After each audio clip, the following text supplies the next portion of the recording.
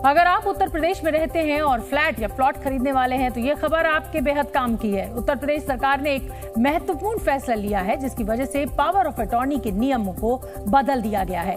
अब मुख्यमंत्री योगी आदित्यनाथ की अध्यक्षता में एक बैठक हुई और उस कैबिनेट की बैठक में ये अहम फैसला लिया गया जिसके मुताबिक अब राज्य में अचल संपत्ति की बिक्री के लिए 50 रुपए के स्टैंप पेपर पर पावर ऑफ अटॉर्नी नहीं होगा।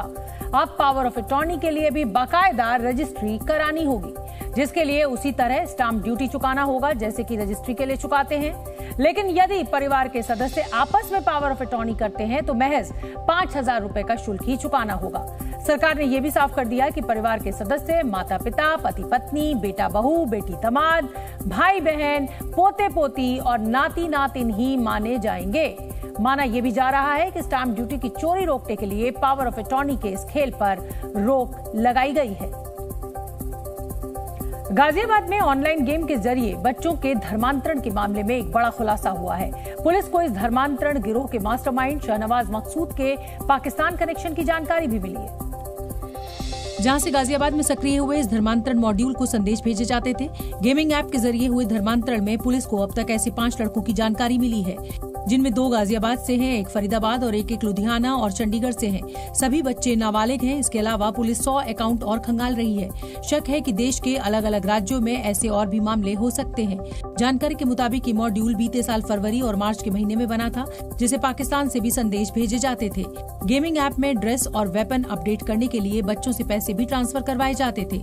ये पैसे कहाँ ट्रांसफर होते थे, इनका क्या इस्तेमाल होता था, इसकी जाँच भी की जा रही है। इसके अलावा इन बच्चों के मोबाइल फोन से इस्लामिक कट्टरपंथी और भारत में बैन भगोड़े डॉक्टर जाकिर नायक के वीडियो भी थे।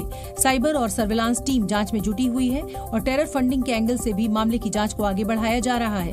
देखिए, एक माइनर जो कि कन्वर्ट हो रहे थे उनसे पूछताछ में पता लगा कि यूथ क्लब नाम का एक यूट्यूब चैनल है जिसको उन्होंने सब्सक्राइब कर रखा था, इसको रेगुलरली वॉच करते थे। जब इसको हमने देखा तो उसे पता लगा पाकिस्तान बेस्ड यूट्यूब चैनल है। मामले में एक आरोपी को गिरफ्तार किया जा चुका है जबकि गिरोह के मास्टरमाइंड शाहनवाज मकसूद को पकड़ने के लिए यूपी पुलिस मुंबई पहुंच चुकी है।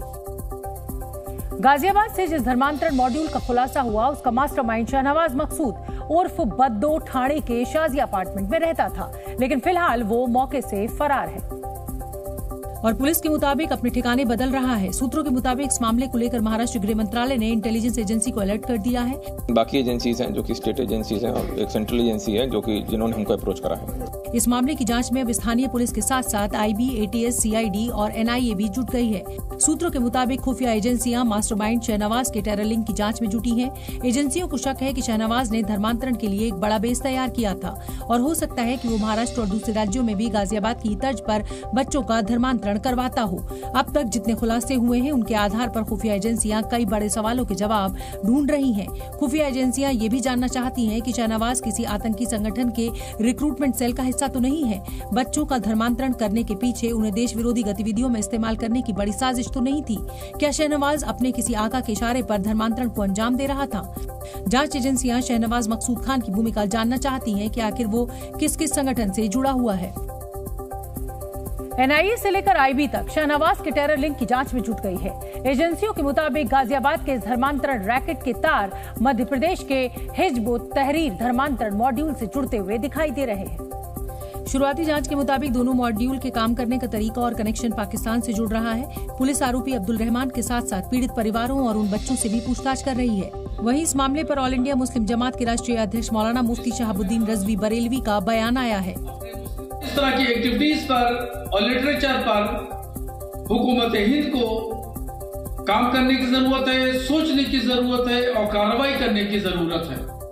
खुलासा होने के बाद कुछ ऐसे परिवार भी सामने आए हैं जिन्होंने किसी तरह अपने बच्चों का धर्मांतरण होने से बचा लिया। हालांकि गेमिंग ऐप जैसे के जरिए बहला फुसला कर बच्चों का धर्मांतरण करवाने वाले इस रैकेट के पीछे का बड़ा मकसद क्या था, ये जांच पूरी होने के बाद ही सामने आएगा।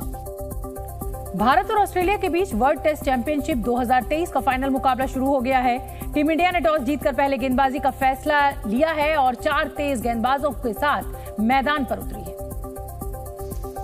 टीम मैनेजमेंट ने ओवल की पिच को देखते हुए अश्विन को प्लेइंग 11 से बाहर रखने का फैसला किया। अश्विन की जगह इस टीम में नहीं बनती थी और अश्विन को टीम ने नहीं खिलाया, तो टीम बिल्कुल सही खिलाई है भारत ने। हमारे पास वो टीम है जो इस मुकाबले को जीत सकती है। WTC फाइनल में विराट कोहली, शमी और जडेजा की तिकड़ी पर सबकी नजर होंगी, क्योंकि ये तीनों ही इंग्लैंड में भारत के टॉप परफॉर्मर्स रहे हैं। कोहली की बात करें तो इन्होंने इंग्लैंड के मैदानों पर 1033 रन बनाए हैं। वो इंग्लिश पिच पर सबसे ज्यादा स्कोर करने वाले भारतीयों की लिस्ट में चौथे नंबर पर है। कोहली इंग्लैंड की पिच पर हर तीसरे मैच में 50 जमाते हैं। यही नहीं, ऑस्ट्रेलिया के खिलाफ भी उनका रिकॉर्ड बेहतरीन है। विराट कोहली का ऑस्ट्रेलिया के खिलाफ प्रदर्शन है वो बार बार ये दिखाता है, किसी भी टूर्नामेंट में आप बात कर लीजिए, कोई भी फॉर्मेट में बात कर लीजिए, विराट हमेशा ही ऑस्ट्रेलिया के खिलाफ एक अलग तरीके से निकल कर आते हैं। और अगर टेस्ट में तो बात की जाए तो 8 सेंचुरी है विराट कोहली की, जो कि ऑस्ट्रेलिया के खिलाफ आते हैं। WTC फाइनल में भारत और ऑस्ट्रेलिया के खिलाड़ी ओडिशा रेल हादसे में मृतकों को श्रद्धांजलि देने के लिए बाजू पर काली पट्टी बांधकर मैदान पर उतरे, जबकि मैच शुरू होने से पहले भारतीय फैंस का उत्साह देखते ही बना। टीम इंडिया को चीयर करने के लिए सैकड़ों की तादाद में फैंस स्टेडियम पहुंचे और भारत माता की जय के नारे लगाए। भारत और ऑस्ट्रेलिया के बीच ICC वर्ल्ड टेस्ट चैंपियनशिप का फाइनल मुकाबला शुरू हो चुका है। द ओवल के ऐतिहासिक मैदान पर जीतने वाली टीम के घर पहली बार ट्रॉफी जाएगी। आंकड़ों के लिहाज से रोहित शर्मा की कप्तानी में टीम इंडिया ने अभी तक कोई फाइनल नहीं गंवाया है। 2018 एशिया कप, निदाहस ट्रॉफी के अलावा IPL में 5 बार फाइनल में रोहित कप्तान के तौर पर पहुंचे हैं और फाइनल में हुए इन सभी 5 मुकाबलों में रोहित ने जीत हासिल की है। वैसे द ओवल मैदान पर भारत और ऑस्ट्रेलिया दोनों का रिकॉर्ड बहुत अच्छा नहीं रहा है। आंकड़ों के मुताबिक द ओवल में दोनों की जीत हार का औसत लगभग बराबर है। भारत 0.400 जबकि ऑस्ट्रेलिया का 0.411 का औसत है। ऑस्ट्रेलिया ने 38 में से केवल 7 टेस्ट मैच जीते हैं, जबकि भारत ने 14 में से 2 टेस्ट मैच ही जीते हैं। इससे पहले 7 नॉकआउट में 5 में भारत ने, जबकि 2 में ऑस्ट्रेलिया ने जीत दर्ज की। इस बार भारत 11वीं बार ICC टूर्नामेंट के फाइनल मुकाबले में उतरा है। अभी तक हुए 10 मुकाबलों में 4 बार भारत ने इस खिताब को जीता है, जबकि टीम इंडिया 5 बार उपविजेता रही है और 1 बार वो संयुक्त विजेता भी रही है। पिछली बार न्यूजीलैंड से हार चुकी टीम इंडिया इस बार हर हाल में इस खिताब को अपने नाम करना चाहेगी।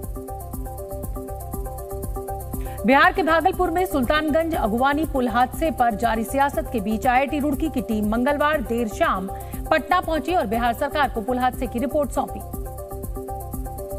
जिसमें IIT रुड़की की टीम ने पुल के ढांचे में खामियों का जिक्र किया है। पटना में कल देर शाम IIT रुड़की ने बिहार के पथ निर्माण विभाग को ये रिपोर्ट सौंपी, जिसमें बताया गया कि 3.1 किलोमीटर के पुल की डिजाइन में खामियां हैं। हालांकि रिपोर्ट में पुल और सड़क को जोड़ने वाले हिस्से में कोई खामी नहीं बताई गई है। बीते साल हुए हादसे के बाद रुड़की की टीम ने पुल के डिजाइन पर पहले ही सवाल उठाए थे, लेकिन फिर भी इस पुल के बाकी हिस्से में निर्माण कार्य चलता रहा। बिहार सरकार जांच और IIT रुड़की की रिपोर्ट के आधार पर अब आगे का फैसला लेगी। Z News।